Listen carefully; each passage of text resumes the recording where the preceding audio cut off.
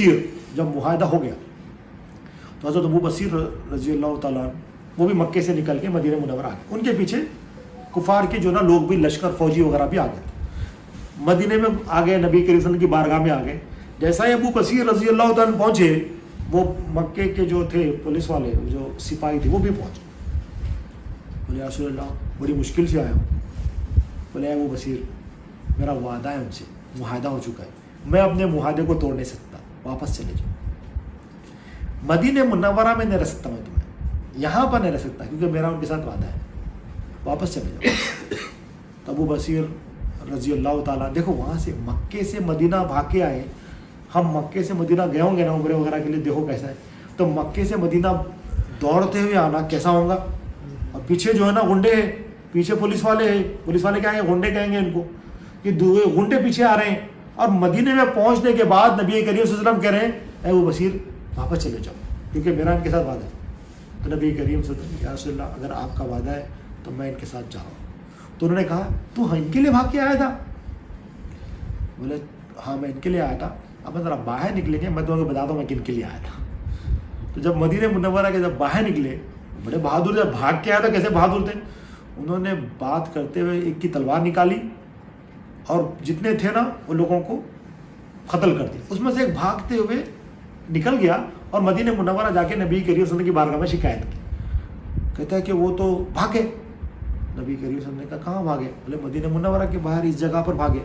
بولے میں نے تو اپنے پاس نہیں رکھا نا, اگر تم ان کو نہیں سنبھال سکے وہ تو تمہارا مسئلہ ہے. میں نے تو واپس کر دیا تھا. اب وہ اس ایریے میں ہے جہاں پر میرا وہ حدود ہمارا نہیں ہے جس سے ایگریمنٹ ہوا تھا, تو وہ معاہدے کے جو ہے نا خلاف ورزی نہیں ہے, تمہارا مسئلہ ہے, تم ان کو نہیں سنبھال سکے. تو اس کو واپس کر دیا اس شخص کو.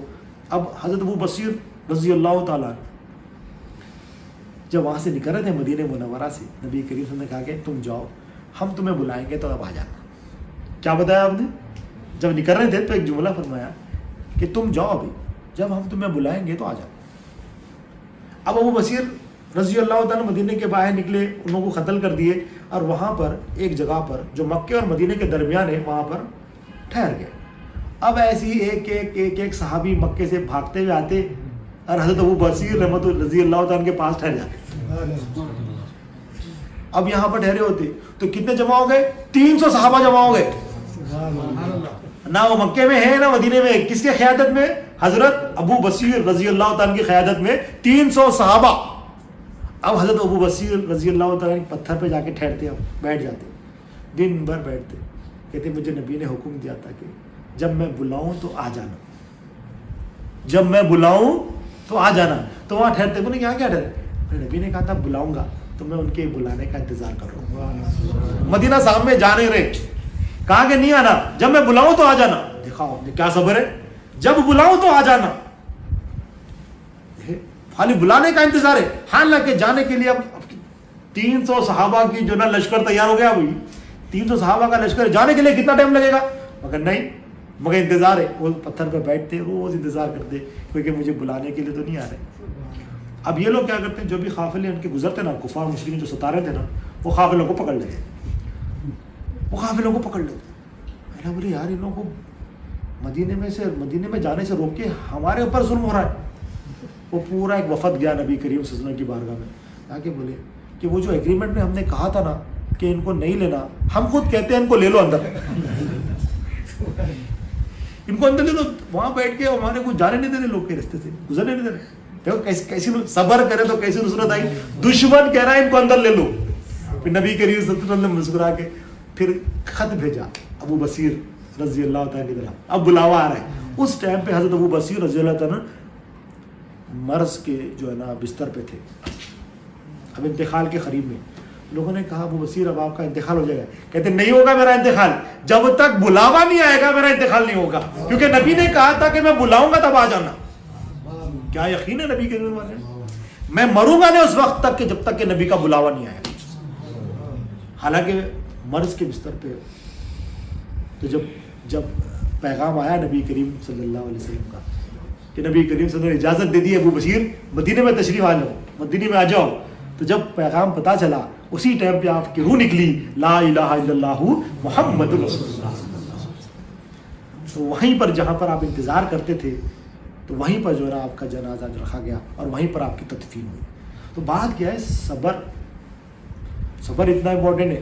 تو وہ صبر جو صحابہ نے کیا, جو نبی کریم صلی اللہ علیہ وسلم نے کیا, اس کا تو ہم غرض کو بھی نہیں پہنچ سکتے. تو ہمیں آسان صبر دیا گیا ہے رمضان میں. تو روزہ کیا ہے؟ صبر ہے. صبر سمجھے؟ صبر کیا ہے؟ صبر یہ ہے ایسی حالت میں بھی دین پہ استقامت ہونا. تو اب دین پہ استقامت کیسا ہوگی؟ اب آنکھوں سے غلط چیز دیکھنا نہیں, اب یہ استقامت ہے. اب روزے کی حالت میں ہو یا روزے کے بعد ہو, اب کانوں سے غلط چیز سننا نہیں ہے, اب ہاتھوں سے غلط چیز کرنا نہیں ہے, اب استقامت کے ساتھ اٹھ جانے کا ہے. پیروں سے غلط چیز کوئی کرنا نہیں ہے ہم نے, اور دل میں کوئی کفر اور شرک نہیں آنا ہے. اور دیکھیں گے تو کیا دیکھیں گے؟ سب کو دیکھیں گے, یہ بھی محتاج ہے, یہ بھی محتاج ہے, اللہ ہی حاجت روا ہے. ہر کسی کو دیکھیں گے تو کہیں گے یہ بھی حاجت مند ہے, یہ بھی حاجت مند ہے. حاجت روا تو اللہ ہے. یہ بھی فانی ہے, یہ بھی فانی ہے, باقی تو اللہ ہے. یہ بھی محتاج ہے, یہ بھی محتاج ہے, مالک تو اللہ ہے.